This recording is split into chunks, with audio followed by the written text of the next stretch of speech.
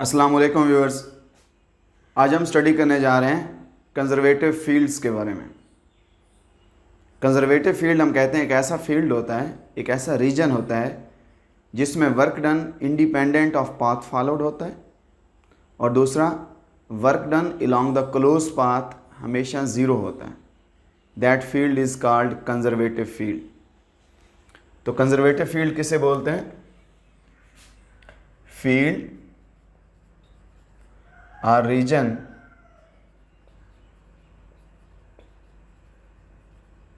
in which work done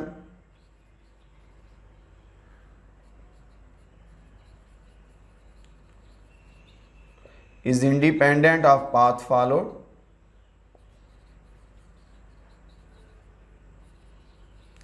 and work done along the close path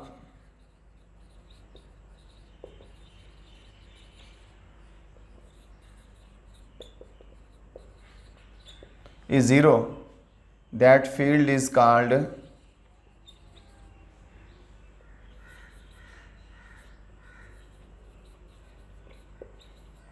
conservative field.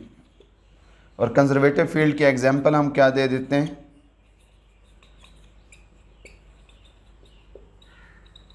Gravitational field, electric field, etcetera. These are the example of conservative field. यानी gravitational field में भी ऐसा होता है। In gravitational field work is done by the force of gravity. तो gravitational field में work done by the force of gravity वो path पे डिपेंड नहीं करती। Work done independent of path है। और अगर हम क्लोज पाथ के लिए वर्क करेंगे, जिस पॉइंट से शुरू करेंगे दोबारा उसी पॉइंट पे वापस आ जाए, then work done is zero along the close path. तो आज के लेक्चर में हम क्या स्टडी करते हैं? हम ये पहला टॉपिक ये चीज़ देखते हैं, work done is independent of path followed in gravitational field.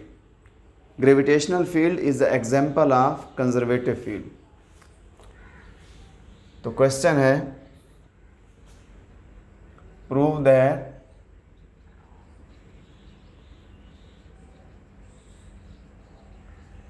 work done is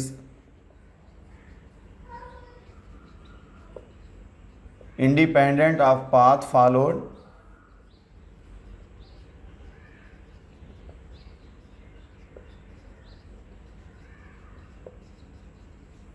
in gravitational field। Gravitational field में work done independent of path followed है। ये हमारा 5 मार्क्स का लॉन्ग क्वेश्चन। हम कहते हैं सपोज हमारे पास ये एक इनिशियल पॉइंट है, किसी बॉडी को हमने इस फाइनल पॉइंट पे लेके जाना है। ये हमारे पास कोई फाइनल पॉइंट बी है। इसका हम 3 पाथ चूज़ करते हैं। एक हम ए से बी चले जाते हैं डायरेक्ट, एक हम ए से चले जाते हैं सी पे, हम ए से सी पे चले जाते हैं, यूँ इसको फॉलो करते हैं, और फिर हम दोबारा कहाँ पे आ जाते हैं? बी पर। और तीसरा पाथ है कि हम ए से चले जाते हैं डी के ऊपर, और डी से बाद में चले जाते हैं हम ए से मूव करते हैं, ए से डी, पॉइंट ए से मूव करके हम डी पे जाते हैं, और डी से हम चले जाते हैं पॉइंट बी पे। ये हमारे पास पाथ है। सपोज मैं बोल देता हूँ ये हमारे पास क्या है? पाथ 1 है। इसको बोल देते हैं कि ये हमारे पास क्या है? पाथ 2 है। पाथ 2 है ए सी बी। पाथ ए है, पाथ 1 है ए डी बी। अगर मैं पहले पाथ पे देखूं, for path 1 A D B, work from A D B, A to B, A to D plus D to B. जब इस साइड पे फोर्स ऑफ ग्रेविटी की वजह से वर्क करेंगे, क्योंकि इन gravitational field work is done by the force of gravity. Body यहाँ से मूव करता है, उसका डिस्प्लेसमेंट हॉरिजेंटल की डायरेक्शन में इधर है, और जो फोर्स ऑफ ग्रेविटी लगेगी उसकी डायरेक्शन हमेशा क्या होगी, डाउनवर्ड। इसका आपस में एंगल क्या बनेगा, 90। ए टू डी जो है फोर्स और डिस्प्लेसमेंट का आपस में एंगल 90 है। जब बॉडी को यहाँ ऊपर लेके जाते हैं, हम कितनी हाइट ऊपर लेके जा रहे हैं, h।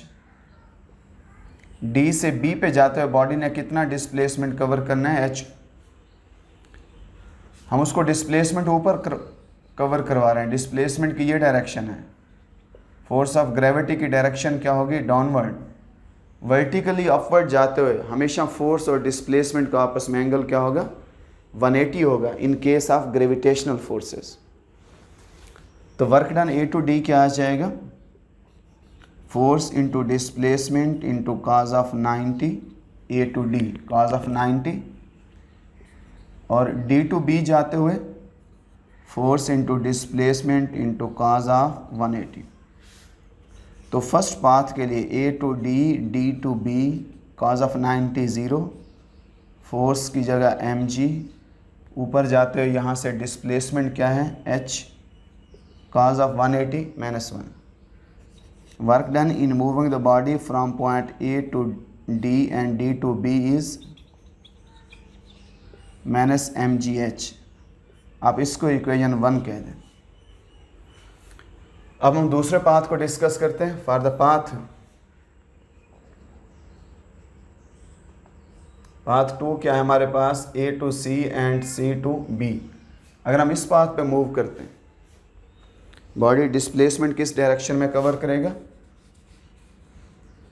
पहले ए से सी मूव करते हैं और उसके बाद हम सी से बी जाएंगे। जब ए से सी जाते हैं हाइट वही है, वही फोर्स ऑफ ग्रेविटी डाउनवर्ड और डिस्प्लेसमेंट की डायरेक्शन अपवर्ड, एंगल क्या बनेगा, 180। इस केस में force of gravity downward, displacement इस डायरेक्शन में, एंगल क्या बनेगा, 90। तो work done from A to C and C to B is A to C plus C to B. A to C work आ जाएगा force displacement cos of 180, C से B जाते हुए force displacement into cos of 90। Force जो है W is equal to mg, displacement ऊपर जाते हुए A से C तक h, cos of 180 minus 1, cos 90 0, तो दूसरी टर्म क्या हो जाएगी, 0। तो work done in moving the body point A to C and C to B is. अब हमने दोनों पाथ पे देख लिया है कि वर्क डन दोनों केसेस में क्या है हमारे पास, वो सेम है। अगर हम A to D, D to B जाते हैं तब भी work done minus M G H है। अगर हम A to C, C to B जाते हैं तब भी वर्क हमारे पास माइनस एम जी एच। अब हम तीसरे पाथ को फॉलो करते हैं, और तीसरा हमारे पास कौन सा पाथ है, हमने डायरेक्ट यूँ मूव करना है from point A to B.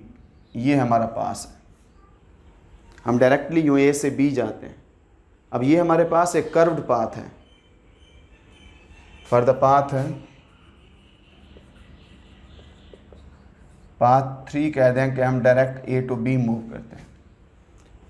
जब ये कर्व्ड पाथ है, कर्व्ड पाथ के ऊपर हम फोर्स और डिस्प्लेसमेंट का ये वाला फार्मूला अप्लाई नहीं कर सकते, एफ डी कॉस थीटा। ये फार्मूला हम कहाँ अप्लाई कर सकते हैं, जहाँ पे फोर्स कांस्टेंट हो और जहाँ पे डिस्प्लेसमेंट स्ट्रेट लाइन हो, स्ट्रेट हॉरिजेंटल भी हो, स्ट्रेट वर्टिकल भी हो सकती है, स्ट्रेट किसी एंगल पे इंक्लाइन भी हो सकती है, लेकिन होनी स्ट्रेट लाइन चाहिए, कर्व्ड पाथ नहीं होना चाहिए। अब ये हमारे पास यूँ करके कर्व्ड पाथ है। We divide the path into horizontals and verticals. हम पाथ को यूँ करते हैं, ऐसे देख लें, vertical horizontal, vertical horizontal, vertical horizontal, vertical horizontal, ये वर्टिकल और यूँ करके ये एंड में हॉरिजेंटल। अब मैंने जो जिग जैग पाथ, जो कर्व्ड पाथ था, कर्व्ड पाथ को मैंने स्ट्रेट लाइंस में डिवाइड कर दिया। वो स्ट्रेट लाइंस देखें, यूं करके अपवर्ड, फिर यूं हॉरिजेंटली इधर, फिर ये अपवर्ड, फिर ये हॉरिजेंटल, फिर ये अपवर्ड, फिर हॉरिजेंटल, फिर ये अपवर्ड और फिर ये हॉरिजेंटल, लास्ट में ये अपवर्ड और फिर ये हॉरिजेंटल। अब हर इसमें पहले वर्टिकल की हाइट में लिख देता हूँ, ये कितनी हमारे पास, यहाँ से यहाँ तक h1, सेकंड वर्टिकल की हाइट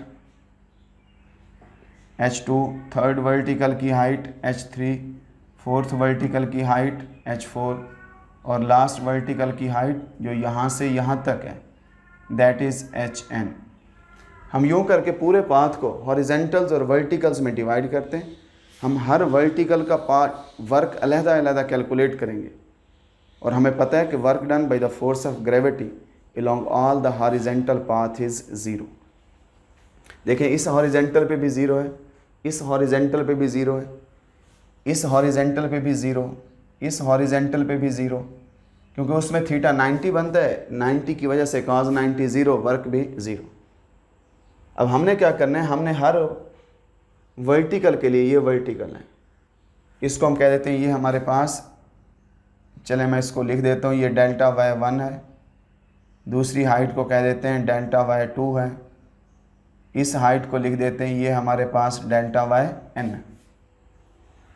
हम हर इंटरवल के लिए फॉर डेल्टा y1 वर्क किसके इक्वल आएगा, W1 is equal to force into displacement into cos of 180, तो ये कितना आ जाएगा माइनस mg डेल्टा y1। जब बॉडी ऊपर मूव करता है थीटा 180 आ जाएगा, जो पहले हम यहाँ पे देख रहे थे, cos 180 -1, फोर्स mg, डिस्प्लेसमेंट ऊपर जाते हुए कितना कवर किया है delta y1 minus mg delta y1 आ जाएगा, cos 180 की जगह -1 आ जाएगा। इसी तरीके से अगर मैं डेल्टा y2 के लिए लिखूं, डेल्टा y2 के लिए क्या आ जाएगा, ये हमारे पास माइनस mg डेल्टा y2, और अगर हम लास्ट पे जो लास्ट वर्टिकल है फॉर डेल्टा yn अगर हम लिखें Wn is equal to minus mg delta yn, तो हम हर वर्टिकल का ये डिस्टेंस मालूम करते हैं। लास्ट वर्टिकल का डिस्टेंस क्या है, डेल्टा yn है। हम लास्ट वर्टिकल के लिए भी वर्क कैलकुलेट करते हैं। टोटल वर्क क्या होगा, work done along the first vertical delta y1 plus work done along the second vertical delta y2 plus work done end में लिखते हैं माइनस mg डेल्टा yn। ये work done for the nth vertical है, first vertical path, second vertical path और nth vertical path, तमाम vertical path का work calculate किया। Minus mg को कॉमन ले लें, अंदर क्या बचेगा delta y1 plus delta y2 और प्लस क्या आ जाएगा ये डेल्टा yn। माइनस mg को कॉमन ले लें, delta y1 plus delta y2 and so on, last पे डेल्टा yn। अगर मैं इन तमाम चीज़ों को यहाँ से लेकर यहाँ तक वर्टिकल्स को ऐड करें तो ये किसके बराबर है, h के। तो फिर वर्क का फार्मूला क्या आ जाएगा, माइनस mgh, इस पूरे ब्रैकेट में जो चीज़ है इसकी जगह क्या आ जाएगा h। आप इसको इक्वेशन 3 कहें। जब हम a से b पे पहुँचे हैं, work done due to path 1 भी हमारे पास माइनस mgh, जो हम a से d, d से b पहुँचे। Work done for the second path a to c, c to b, तब भी है माइनस mgh। अगर हमने दरमियान में ये डायरेक्ट पाथ इसको अडॉप्ट किया है तब भी हमारे पास वो वर्क किसके इक्वल है, माइनस mgh। तो हम कहते हैं कि hence work done in the gravitational field, ये ग्रेविटेशनल फील्ड में वर्क किया है, work done in the gravitational field is independent of path followed, hence the gravitational field is conservative field. तो हम बोल देते हैं कि hence the gravitational field is conservative field. वो एक कंजर्वेटिव फील्ड है कि जिसमें वर्क पाथ के ऊपर डिपेंड नहीं करता।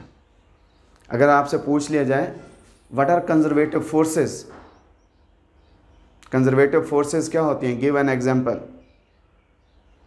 यहाँ पे हमने फील्ड लिखा है, वर्क डन इन विच लिखा है, work done in which work, इसमें फील्ड करके लिखा है। Field in which work done is independent of path followed. अगर फोर्सेस को डिफाइन करना है तो यहाँ पे सिर्फ फोर्स लिख दें, forces by which work done is, सिर्फ ये दो लफ्ज़ तब्दील कर दें, forces by which is the work done is independent of path followed and work done along the close path is zero, these forces are called conservative forces.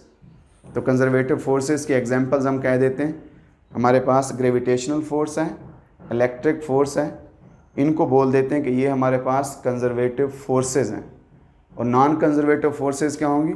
जैसे friction है, friction की वजह से वर्क हमेशा पाथ पे depend करता है। अगर फ़र्ज़ करें कोई रफ़ सरफेस है, खुरदरी सरफेस है, जहाँ पे फ्रिक्शन ज़्यादा है, आप एक पास से जाएंगे, यहाँ पे वर्क कम होगा क्योंकि आपने थोड़ा फासला कवर किया, फ्रिक्शन को आपने थोड़ा सफ़र किया। अगर आप इस पास से जाएंगे, इस केस में आपके पास वर्क क्या होगा? वो ज़्यादा होगा अगर फ्रिक्शनल फोर्सेज होंगी। तो अगर हम कहते हैं कि if work done along the close path is not equal to zero, then that field is called non-conservative field and these forces are called non-conservative forces। तो आप इस टॉपिक में देखें कि वर्क के बारे में स्टडी किया है, MCQs पूछ लेते हैं। हॉरिजेंटल पे वर्क हमेशा ज़ीरो है bye the force of gravity, vertically upward जाएंगे तो वर्क नेगेटिव होगा, वर्टिकली डाउनवर्ड आएंगे तो वर्क पॉजिटिव होगा, थीटा ज़ीरो हो जाएगा। अगर आपको कहीं भी कोई प्रॉब्लम महसूस होता है, आप कमेंट्स करें, आप मैसेज करें, प्रॉपरली आपको उसका आंसर दिया जाएगा। Thank you so much.